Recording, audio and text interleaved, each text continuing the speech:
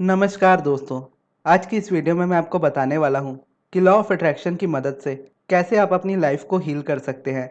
और ये मैं आपको अब्राहम हिक्स की टीचिंग्स और मेरे पर्सनल एक्सपीरियंस के थ्रू बताऊंगा। लॉ ऑफ अट्रैक्शन का हमारे लिए काम नहीं करने का रीज़न सबसे बड़ा यही होता है कि हम अपने से बाहर चीज़ों को देखते हैं। यानी हम अगर चाहते हैं कि हम किसी को हील कर पाए, यानी कहीं ना कहीं हम ये माइंड में सोचते हैं कि सामने वाला पर्सन नेगेटिव है, कहीं ना कहीं हमारा ध्यान अपनी नेगेटिविटी की तरफ नहीं जाता।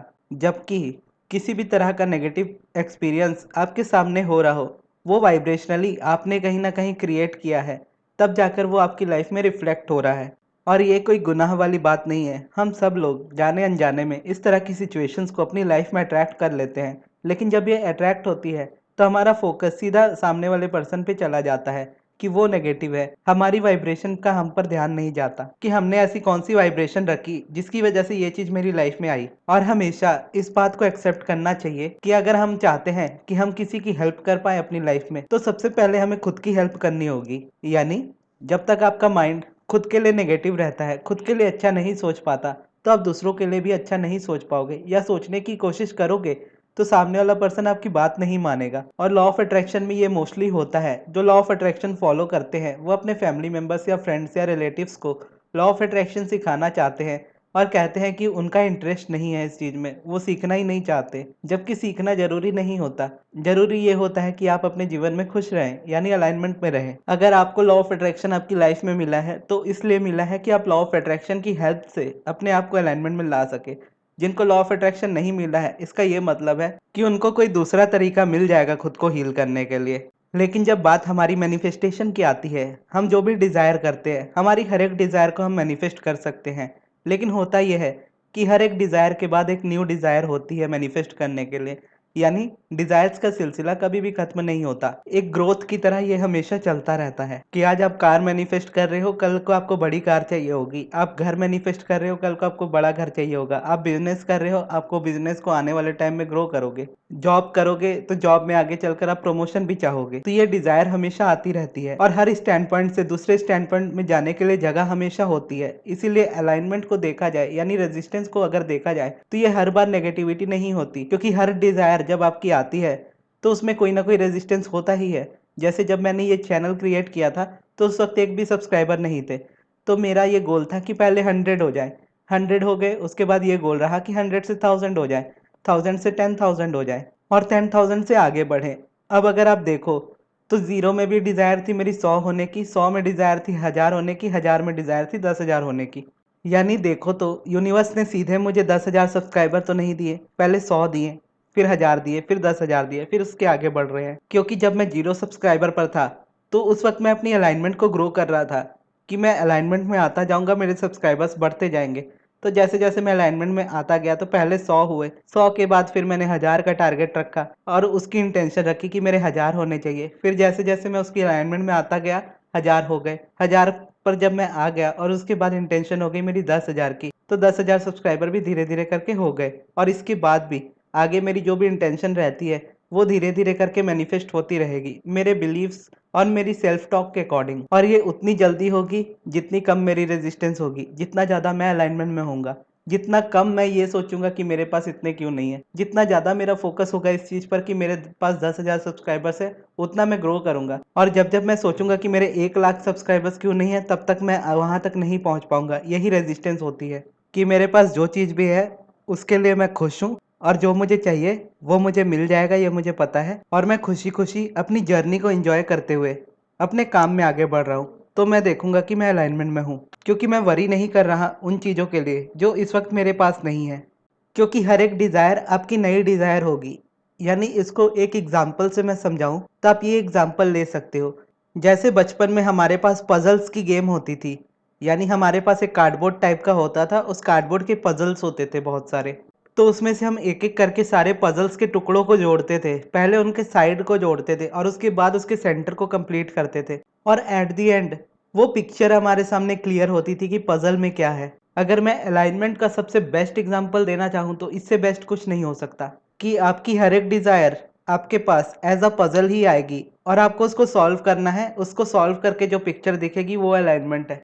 यानी अगर आपको पजल में पिक्चर को क्लियर देखना है तो आपको पजल सॉल्व करना पड़ेगा। उसी तरह से जब आपकी लाइफ में कोई डिज़ायर आती है तो उस डिज़ायर के अराउंड जो भी रेजिस्टेंस होती है उसको हटा के आपको एक पजल की तरह उसको सॉल्व करके पूरा अलाइनमेंट बनाना पड़ता है कि आप उस पिक्चर को देख पाओ, यानी उस चीज़ को अपनी लाइफ में मैनिफेस्ट कर पाओ। बस यही हमें अपनी मैनिफेस्टेशन के लिए करना होता है। और क्योंकि हमारी डिज़ायर्स हमेशा एक के बाद एक नई आती रहती है और बहुत सारी आती रहेंगी हमारी लाइफ में, तो इसीलिए हम हर एक डिज़ायर के पीछे बहुत सारी टेक्निक्स नहीं कर सकते। तो इसीलिए रूटीन काम आती है कि आप एक रूटीन के थ्रू अपने आप को इतने बैलेंस बना लो कि आप एक तरीके से इतने अलाइनमेंट में आ जाओ कि आप जो भी चाहते हो उसमें आप इजीली अलाइनमेंट क्रिएट करो और उस चीज़ को इजीली अपनी लाइफ में मैनिफेस्ट कर पाओ। और जब हम अपने आप को हील करना स्टार्ट करते हैं तो हीलिंग का प्रोसेस तभी हमारे अंदर स्टार्ट होता है जब हम अपना फोकस अपने ऊपर रखते हैं।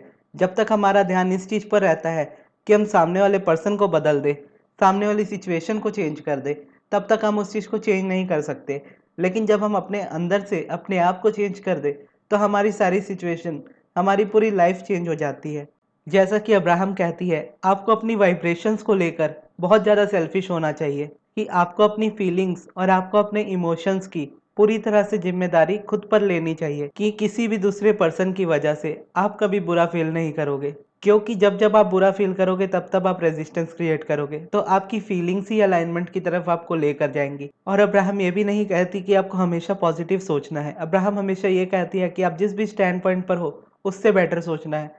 अगर आप डिप्रेशन में हो तो आपको डिप्रेशन से जॉय पर नहीं जाना, डिप्रेशन से एंगर में जाना है, क्योंकि वो इजी है। आप गुस्सा करोगे तो आप डिप्रेशन में नहीं रहोगे। अगर आप डिप्रेशन में तब रहोगे जब आप अपने गुस्से को अपने अंदर दबाओगे, और जब उस गुस्से को निकाल दोगे तो वो एंगर के थ्रू बाहर आएगा, आप डिप्रेशन से बाहर होंगे। फिर एंगर जब आप करते रहोगे तो एंगर से आप बाहर आ जाओगे।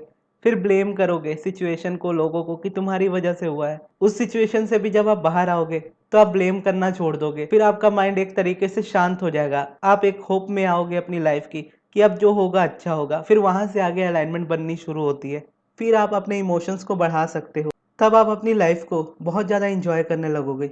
और यही आपको करना चाहिए। आपको हमेशा सबसे पहले अपनी रूटीन पर फोकस करना चाहिए, जिस चीज़ को आप हमेशा कर पाओ। जैसे मेडिटेशन है, ग्रैटिट्यूड वॉक है, पॉजिटिव एस्पेक्ट्स हैं, या स्क्रिप्टिंग है, या सब्लिमिनल है, या एफर्मेशंस है। कोई भी चीज़ हो वो आपको पसंद होनी चाहिए और उसकी रूटीन आपकी लाइफ में ऐड होनी चाहिए, और उसी को आप डेली रिपीट करते जाओगे। और जितना आप उसको कंटिन्यूअसली करते जाओगे आप इस रेजिस्टेंस से ऑटोमेटिकली उतना बाहर आते जाओगे। क्योंकि अगर देखा जाए, अगर आपको कार चलानी है तो आपके लिए ये जरूरी नहीं है कि कार कैसे चलती है ये जानो। आपके लिए ये जरूरी है कि आप कार चलाओ। और कार चलाना शुरू में आपके लिए मेहनत का काम होता है, बाद में वो सबकॉन्शियसली आपके माइंड में इस तरीके से बैठ जाता है कि आप रोड्स को, गियर्स को, क्लच ब्रेक को बिना देखे भी आप चला सकते हो गाड़ी को। उसी तरीके से आपको शुरुआत में प्रैक्टिस बहुत ज़्यादा करनी होती है। आप जितनी ज़्यादा प्रैक्टिस में रहोगे उतना ज़्यादा आप अलाइनमेंट में आते जाओगे। और एक ये चीज़ होती है कि हम अपने इमोशंस और फीलिंग्स से बहुत ज़्यादा डरते हैं कि जब हम लॉ ऑफ अट्रैक्शन में आते हैं तो कहीं ना कहीं हमारा माइंड इस तरीके का हो जाता है कि जब हम नेगेटिव सोच ले तो हम इतना ज़्यादा डर जाते हैं कि नेगेटिव चीज़ हमने सोच ली है, अब ये मैनिफेस्ट हो जाएगी। और कहीं ना कहीं हमारा ये बिलीफ होता है कि नेगेटिव चीज़ें जल्दी मैनिफेस्ट होती है, पॉजिटिव चीज़ों में टाइम लगता है। और हम उस नेगेटिविटी से बहुत ज़्यादा घबरा जाते हैं, जबकि हमें अपने थॉट्स और अपने फीलिंग से घबराना नहीं चाहिए।